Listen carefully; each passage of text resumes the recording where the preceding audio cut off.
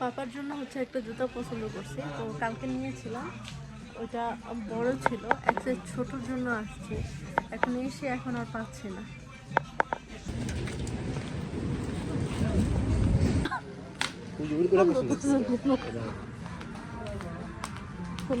চাল দেবেন? নেন তো, এটা নেন, চাল দেন তো, ভেবে তো 40 লাগে। 40 দাও তো পাবে।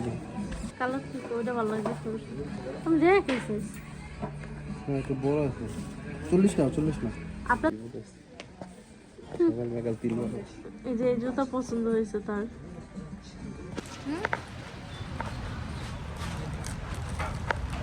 জুতা কিনছি, তারপরে আমার জন্য পিস ড্রেস কিনছি একটা, আর দুটো টি শার্ট। সানস্ক্রিন হয়তো ভালো পাইতেছে না। আচ্ছা চলেন দেখি তো সানস্ক্রিন এই সাইডে পাই, যে বডি লোশন একটা নেওয়া দরকার।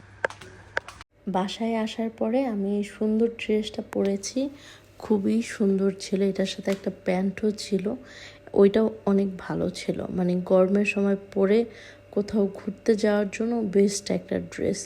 তো এরপরে হচ্ছে আমি একটু রেস্ট নিয়ে মাথায় তেল দিয়েছি, তেল দেওয়ার পর হচ্ছে ফল খাচ্ছিলাম। তো মা আর আমি হচ্ছে খেলার কথা বলতেছিলাম, কালকে যে খেলা হয়েছিল ওই কথা আর কি।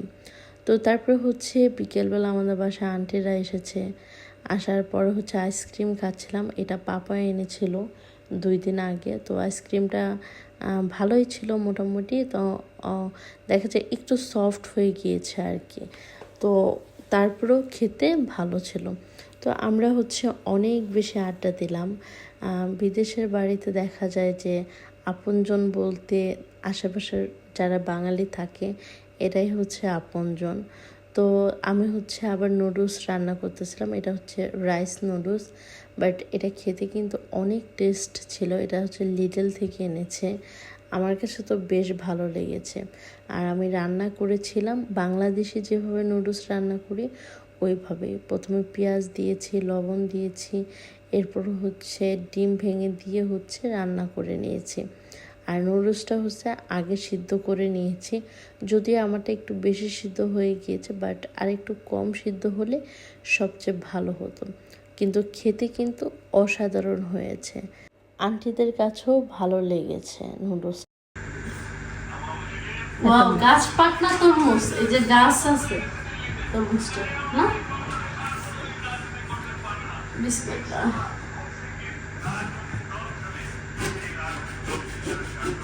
আমনে কাটলে তো গোল করে কাটতে নে কাট গোল এমনি না কাটলে তন্ত্র তরমুজ কি তুই আনতে গেছিস? আমি যে মেহমান দোকান তো লইতাম। আর নিয়ে তো তরমুজ কি, তরমুজের দিনে তরমুজ তো প্রতিদিন খেতে হবে। আজকে হচ্ছে এই তরমুজটা আনছে, যদিও আমার মায়ের আরো বড় বড় তরমুজ কিনে, এটা হচ্ছে আমার পাপা আনছে বাঙালি দোকান থেকে। ওয়াও, লাল হয়েছে। তো যাই হোক, এখন হচ্ছে টেস্ট করে দেখি মিষ্টি হোক বা না হোক লাল হয়েছে। টেস্ট করে দেখি না কেমন, কেমনে কাটলো।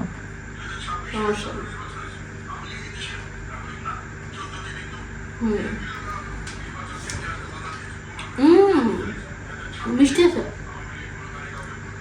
খেয়ে ফেলো তাড়াহুড়ো করে, ফ্রিজে রাখলে আরো মিষ্টি। ওকে। আজকে হচ্ছে আমাদের বাসায় ভর্তা বানানো হবে, যেটা আপনাদের ভাইয়ার খুবই পছন্দ। তো ভর্তা আমার আগে তেমন একটা পছন্দ ছিল না, বাট এখন ভালোই লাগে মোটামুটি। তো আমাদের বাঙালিয়ানা যে ভর্তাগুলো ওইগুলোই বানানো হবে। আমি হচ্ছে টমেটো ভর্তা করব, মা হচ্ছে বাদাম ভর্তা করেছে, এরপর হচ্ছে মটরশুঁটি ভর্তা করেছে, আর হচ্ছে মাছ ভাজবে। হ্যাঁ, এই জায়গায় হচ্ছে আমি পাঙ্গাস মাছ ভেজে নিচ্ছি।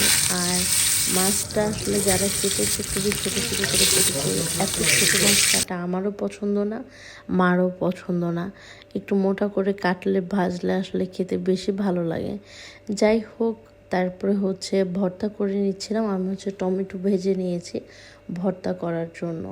এই জায়গায় হচ্ছে আমি 4টার মতো টমেটো নিয়েছি, দেখতেই পাচ্ছেন। আর এই টমেটো ভর্তাটা আমার কাছে বেশ ভালো লাগে, আপনাদের ভাইয়ার কাছেও বেশ ভালো লাগে। তো আমি হচ্ছে টমেটো ভর্তা করব, আর আপনাদের ভাইয়া হচ্ছে ডিম ভর্তা করবে। তার হাতে ডিম ভর্তা আবার অনেক ভালো লাগে আর কি।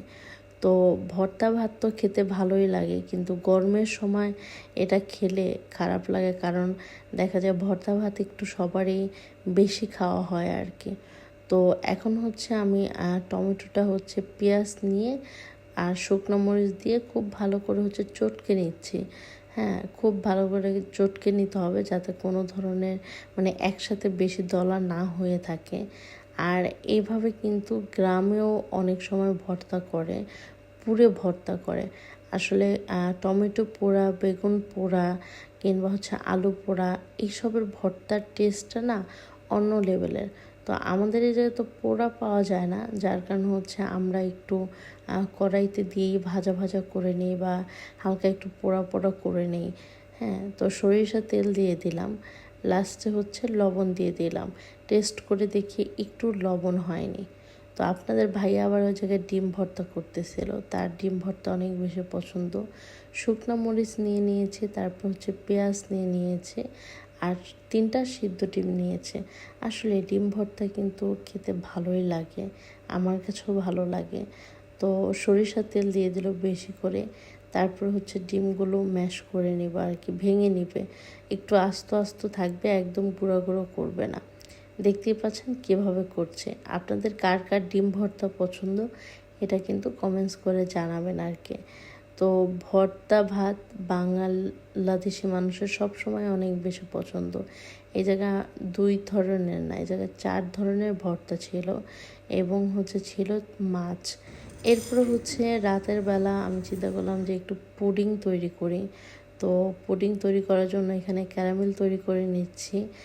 আর দেখতেই পাচ্ছেন কত সুন্দর হয়ে গেল। একটা পাত্রতে আমি হচ্ছে সেট করে নিলাম, আর আরেক দিকে হচ্ছে আমি দুধ জাল করে আগেই ঠান্ডা করে রেখেছিলাম, যাতে হচ্ছে পুডিংটা তাড়াতাড়ি হয়ে যায়। এখানে আমি 4টা ডিম নিয়ে নিচ্ছি, আর 4টা ডিম নিব। 2 কাপ হচ্ছে ঘন দুধ নিব। তো দুধটা হচ্ছে আমি নেওয়ার আগে ডিমটা খুব ভালো করে হচ্ছে ফেটে নিচ্ছি।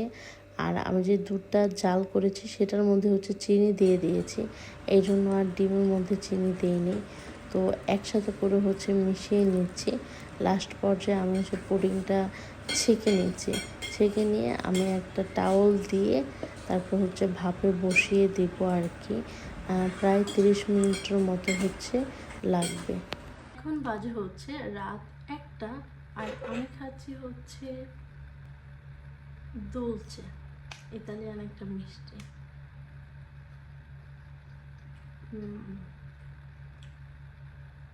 এটার সাথে হচ্ছে একটা আছে ব্লুবেরি।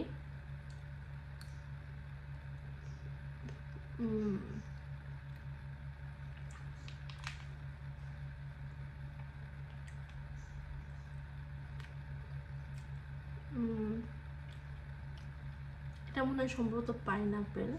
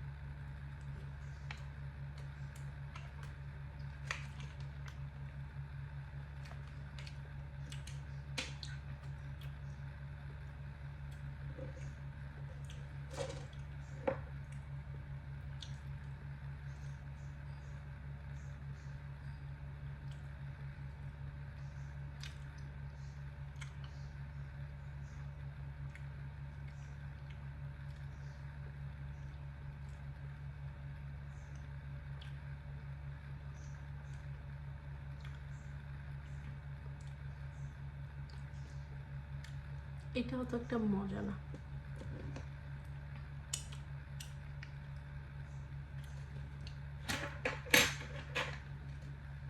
আমার আজকের ব্লগটা এই জায়গায় শেষ করছি, দেখা হবে নেক্সট ব্লগে। আল্লাহ হাফেজ।